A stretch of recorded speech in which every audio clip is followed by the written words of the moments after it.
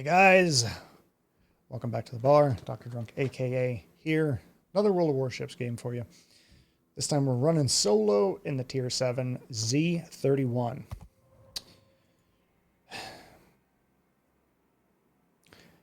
So why am I playing what is arguably, potentially, one of the worst ships in the game?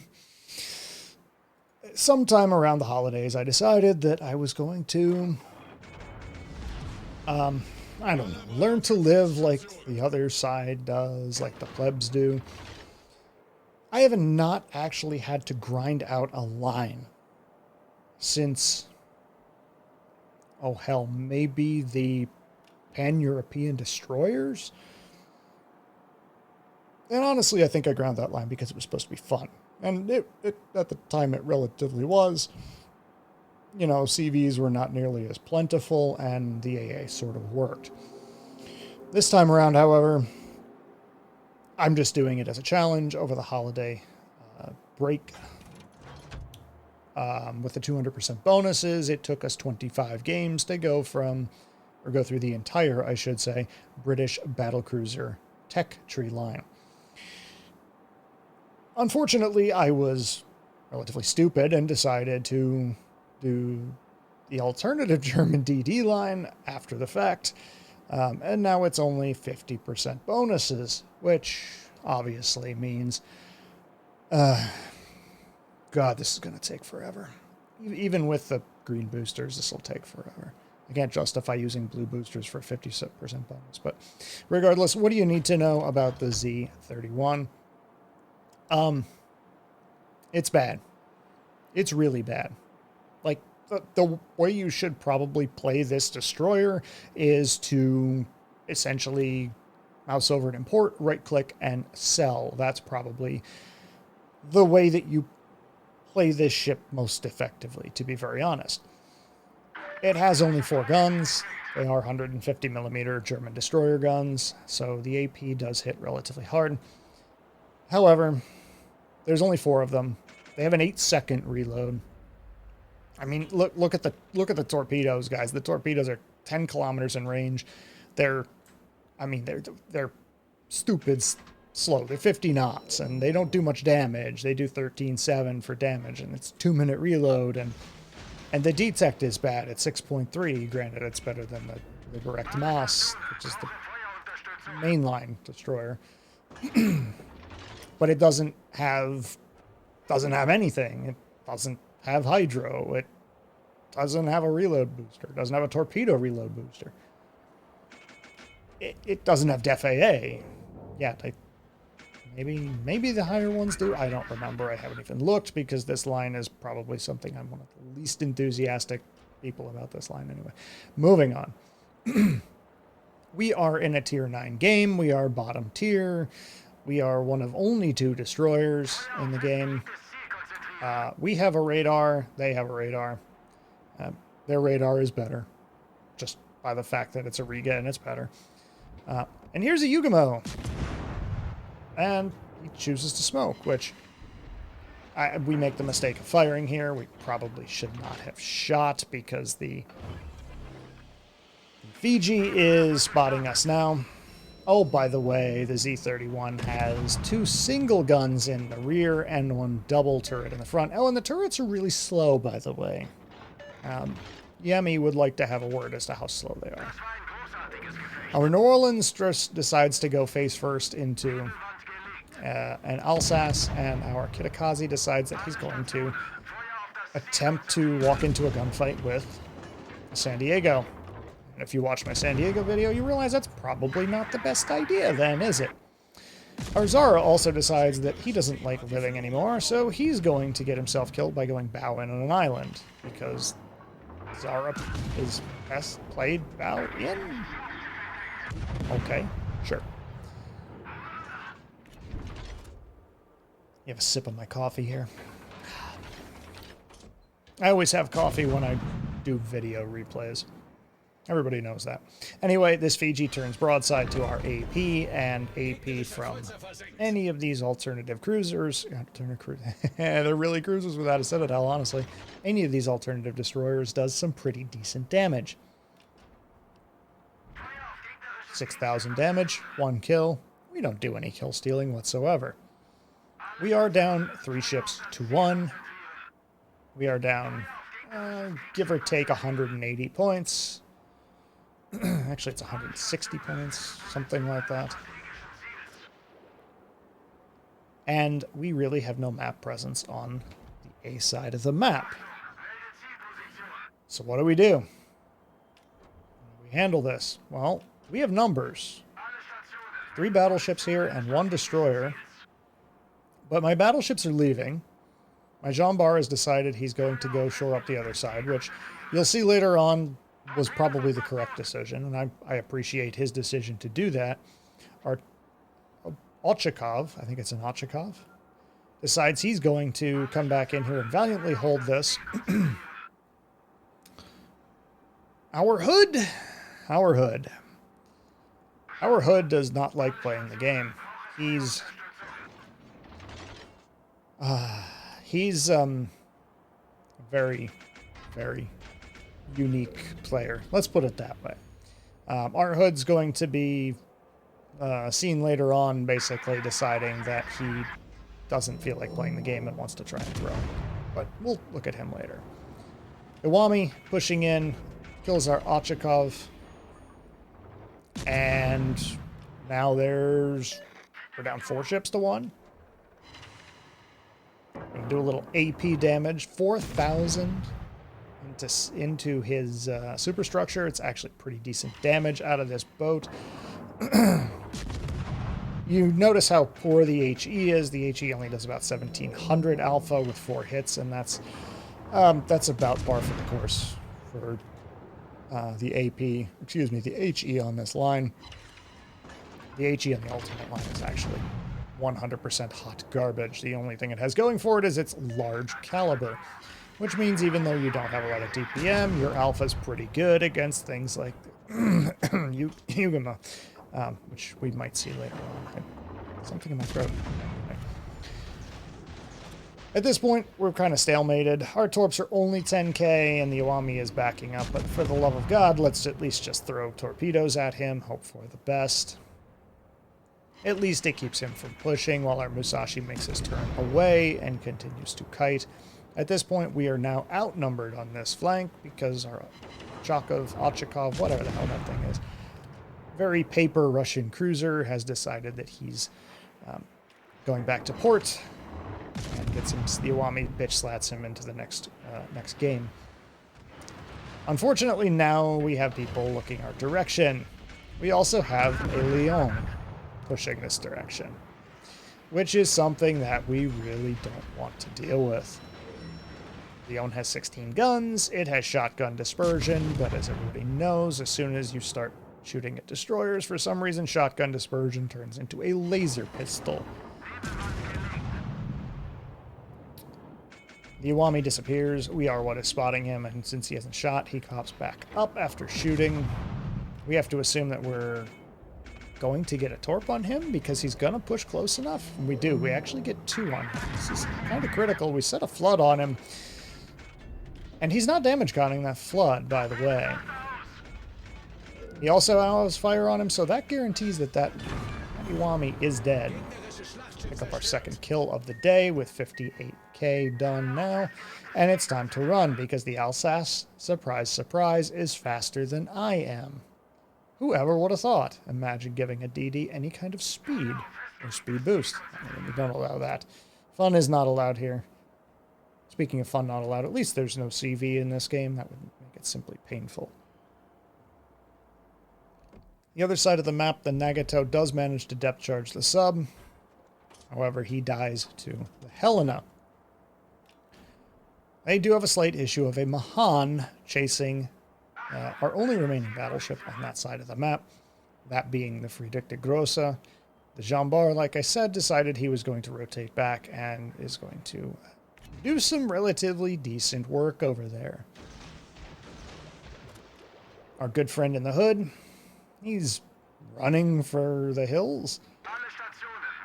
Honestly, I haven't been keeping track of... there we go. There's our hood. Fuck you and die. What a friendly little bugger he is. This is, don't forget this was kind of around the end of the holiday time, I guess if you want to call it around the end of the holiday time. A Mahan torpedoes a Freddy Hydro battleship, by the way. The Musashi erases the Alsace. Now, we spotted the Yugamo at almost 6 kilometers. That means the Yug is not running a full concealment build, because if the Yug is running full concealment, his concealment's like 5.4. So if we spot the Yug at about 6 kilometers, we probably have some reasonable parity in terms of concealment. And that's frankly kind of surprising. I don't know if he's retraining a captain. I'm not entirely sure what he's attempting to do, but in any case, it's an interesting point for us. Keep in mind that Rune is sitting in the back of the map, and he's just consistently firing HE at this Lyon and this Duke of York. Yugamo spots me, decides he wants to pick a fight. I have a lot more health than he does, oddly. Stupid as it sounds, the Yugamo now has a better reload than I do by, what, like 3 seconds or something? Difference is, yeah, his alpha's big, so is mine. I have a bigger health pool, and I also have a large, I think it has a 26 mil plate on the side, something like that. And oh, by the way, I also have a smoke. That helps. So we're going to smoke. We're going to do a little bit of farming on this Duke of York. We have to expect the torpedoes are coming. Right?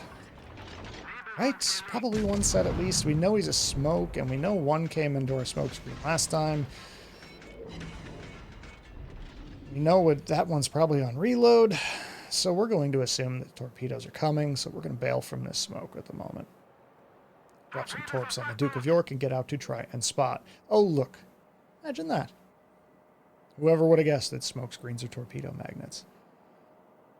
Going to switch our guns, and we're going to rotate out. Hopefully we get a spot on that Yugamo again. Potentially, maybe our Musashi can do some damage before he goes down. Maybe our Rune's able to hit something. The other side of the map looking very, very spicy. It's a 4v1, essentially. Particularly because their submarine... Our submarine really is not going to be able to do much against a Riga, Helena, San Diego, and Giuseppe Verde. All their tier 9s are over there. All we have over here is a pair of tier 7s, and we could be pushing. However, I'm outspotted by a Yugamo, and with being outspotted by the Yug, and to be very frank, having 2 battleships behind him, which their MO is shooting HE, pursuing is not really the option here, especially since we're cleaning up some kills. The JB cleans up the Helena. Also got somebody else over there. Was it the San Diego? Oh, San Diego's still alive. We got the Riga and the Helena over there. Musashi cleans up the kill on the Duke of York. Lyon kills the Musashi, who's done a great job of tanking over here, honestly. And there's our hood, running for the back of the map. And he's going to get salty again because, well, you know, tier 7 battleship and a tier 9 game. Very, very pleasant fellow. Very pleasant fellow. At this point, we do lose our Jean Bar. Did a great job of holding that side up. At the moment, we have a problem. We have ship parity. We're down on points because of what they have on the board is worth more than what we do. So, with a smoke in 5 seconds, I take the rather questionable decision to open water gunboat a Lyon, who decides, you know, I'm probably going to use HE, and this is probably going to hurt. We turn out, swing our ass in, and manage to survive. We do have a smoke available if we need to go dark. Rune is trying to burn him down as well. So God bless him. Our torps are actually going to be good on the Lyon. if they have the range, and of course they do. Now, we're up on points. We're up on ships. And of course, what to my wondering eyes should appear but Yugamo Torps. This Yugamo was an interesting player. Never multiple torpedo racks at once. Always staggering his his launches. One rack, another rack halfway through the reload. And that's me reporting the hood. So the guy never really committed to any kind of torpedo broadsides. At this point, we're up on points. We have to assume, looking at our hood's health, that he's probably going to die. More than likely, he's going to die. Our submarine, probably going to die, because there's really nothing to stop those two from pushing him.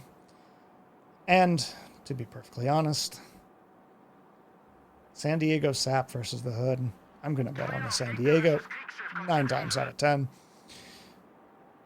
In fact, I don't even think the hood was shooting at this point. We see the Rune take a couple of pot shots at the San Diego, but we never actually see the hood shoot at him.